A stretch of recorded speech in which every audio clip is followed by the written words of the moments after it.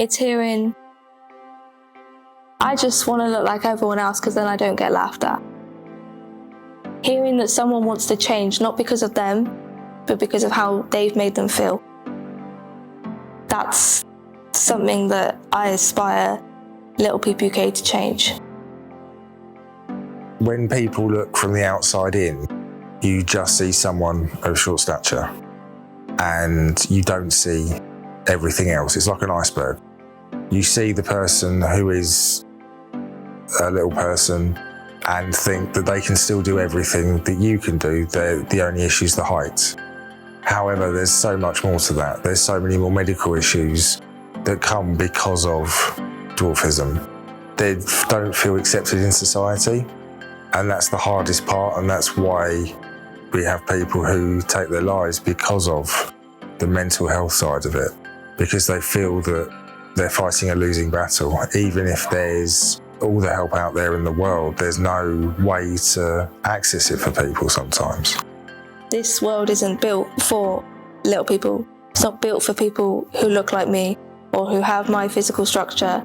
I used to have barely any friends that had dwarfism, and now I have loads of new friends, and at least I know that I'm not the only one in the world that has dwarfism.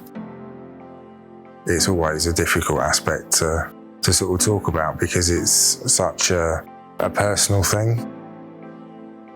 Things like personal hygiene, things like showering, putting your trousers on, putting your socks on, putting your shoes on, putting your trousers up, going up and down stairs, accessing worktops, lifting and carrying things, opening and closing a boot.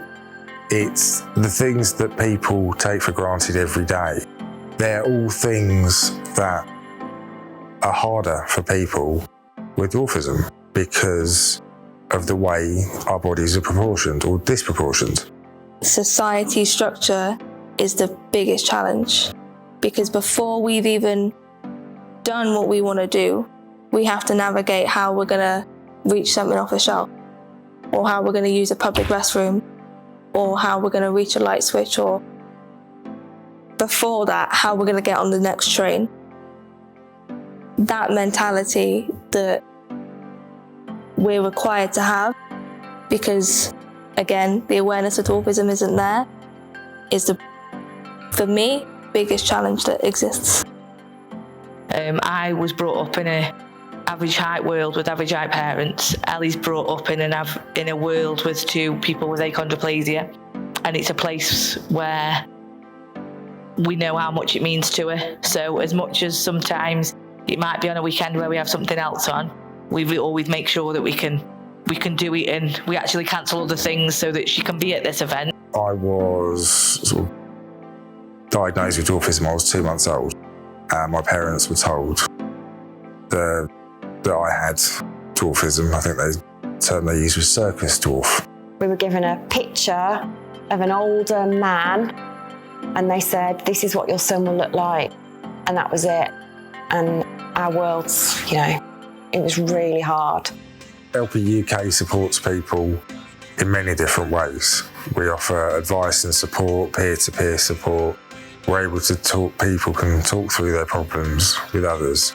We have professionals who have experience in regards to whether it be mental health, whether it be physical health, who are able to assist and support. And it's really a all-encompassing charity and organisation that works to support people in every area of their life. If they didn't do these events, my son would be depressed. I think if we didn't know that better could exist, we wouldn't be working as hard as we're working. I feel privileged to be working with an organisation such as Little People UK and having staff to not only educate us and make us see through their lens, which enables us to then assist accordingly. Everyone here is welcome. Little people, parents, family, friends, colleagues. Little People UK is for everyone.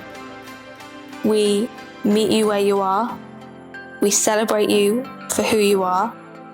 And we don't ask for anything more.